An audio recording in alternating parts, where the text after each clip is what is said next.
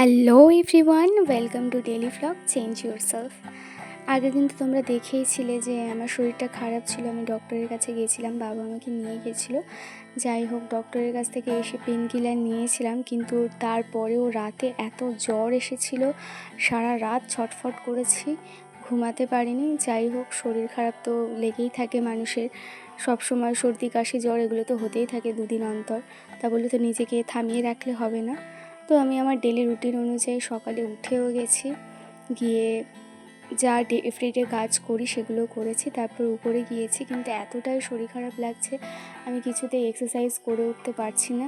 তারপর ভাবলাম যাও, কিছু একটা হালকা এক্সারসাইজ করতেই হবে, না করলে নয়। তো সেই মতো হালকা কিছু এক্সারসাইজ করছিলাম, কারণ আগের দিন বলেছিল যে আমি হাতে যে চোট পেয়েছি, বেশি জোর করে হাতটাকে মুভ করালে আরও ব্যথাটা বাড়বে, সেই জন্য আবার একটু ভয়ও পাচ্ছিলাম।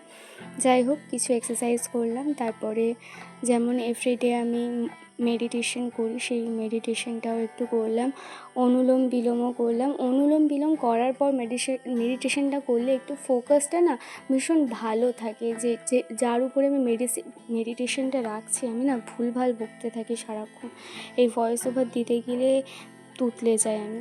যাই হোক, মেডিটেশন করার পর, এক্সারসাইজ করার পর নিচে এসে আমার এত জ্বর চলে এসছে, 104 জ্বর।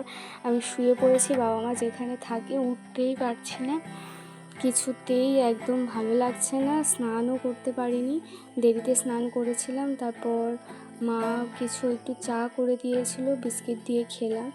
খাওয়ার পর তারপরে মা ঠাকুর ঘরে আজকে গিয়েছিলো, ঠাকুর ঘরে গিয়ে আজকে ঠাকুরের সেবা দিয়েছিল।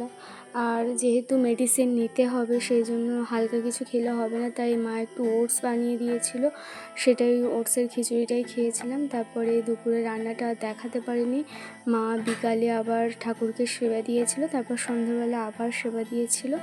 তো আজকের মতো এই পর্যন্ত, দেখা হচ্ছে নেক্সট ব্লগে। রাধে রাধে।